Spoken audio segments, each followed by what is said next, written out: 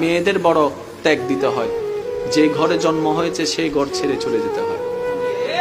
যেই উঠানে খেলে বড় হয়েছে সেই উঠানটাকে চিরতরে শেষ করে দিতে হয়। একটু ভালো করে দেখলে দেখা যায় মেয়েদের কিন্তু আসলে কোনো ঘরই হয় না। বাবার কাছে থাকলে বাবার বাড়ি, স্বামীর কাছে থাকলে স্বামীর বাড়ি, ছেলের কাছে থাকলে ছেলের বাড়ি, নিজেদের আসলে কোনো বাড়ি হয় না। মা জাতি বড় অদ্ভুত। আমি মাঝে মধ্যে ভাবি, আল্লাহ যদি মা জাতিকে সবরের পাহাড় না দিতেন, পৃথিবীতে সংসার শব্দটা টিকতো না, পৃথিবীতে পরিবার শব্দটা টিকতো না। সবার কথা বাদ দেন, আপনি আপনার মার কথা পাবেন, দাদির কথা পাবেন, নানির কথা পাবেন। আমাদের মা, আমাদের দাদি, আমাদের নানি যে ত্যাগটা দিয়েছেন, যে সহ্যটা করেছেন, ওনারা যদি অধৈর্য হতেন আজকে কারো পরিবার কিন্তু ঠিক থাকতো না। সেজন্য আল্লাহ পাক তাদের অন্তরকে ধৈর্যের পাহাড় বানিয়ে দিয়েছেন। সুবহানাল্লাহ। এগুলা ওনাদেরকে বেতন দিয়ে কিংবা ওনাদেরকে বিনিময় দিয়ে এটার নিয়ামত পাওয়া যাবে না, এটা শুকরিয়া আদায় করা যাবে না। সেজন্য আমি অনুরোধ করব, সন্তানরা মা বাবার প্রতি আন্তরিকতা শ্রদ্ধা রাখুন, স্বামীরা স্ত্রীর প্রতি মায়া ভালোবাসা রাখবেন, মুরব্বীদের প্রতি শ্রদ্ধা রাখবেন।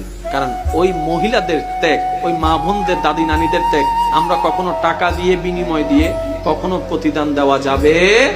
আমরা দিতে পারি একটা ভাবে, প্রতিদান নয়, সেটা হচ্ছে মায়া দিয়ে, ভালোবাসা দিয়ে, সম্মান দিয়ে। আল্লাহ আমাদের সবাইকে বুঝার তৌফিক দান করুন। এবার ইমানদার ভাইরা একটু মনোযোগ দিবেন। কষ্ট হচ্ছে আপনাদের? সবকিছু কোরআনে, কোরআনটা আল্লাহ ফিট করে দিলেন নবীর অন্তরে। ঠিক আছে, এই কথাটা একটু মনে রাখবেন। এবার সামনে আসেন। প্রথমে বিয়ে দিবেন কাকে? বড়জন, তারপরে সেজ, তারপরে ছোট। 1 2 3 4 5। আমি আবার বলছি, একটু ইসলাম কি মারামারি শিখায় না মহাব্বত শিখায়? আপনারা বলেন ইসলাম কি মারামারি শিখায় না মহাব্বত শিখায়? ইসলাম কি হিংসা শিখায় না আন্তরিকতা শিখায়?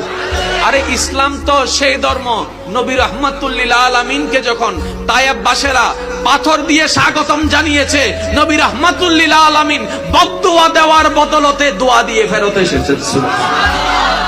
নবীর রাস্তায় কাটা বিছাই দেনে ওয়ালাকে নবী দেখতে গিয়েছেন।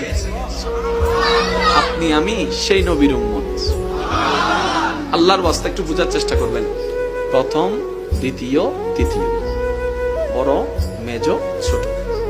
বিয়ের সময় বড়, মেজ, ছোট, এই নিয়ম সহজে ভাঙ্গা। আমরা সবাই আল্লাহর বান্দা, আদম নবীর উম্মত, আল্লাহর বান্দা। বান্দা হিসেবে আমরা সবাই এক, কিন্তু উম্মত হিসেবে কিন্তু আমরা ভিন্ন ভিন্ন। এবার বলেন তো, উম্মতের ভিতর সবচেয়ে বড় ভাই কার নবীর উম্মত?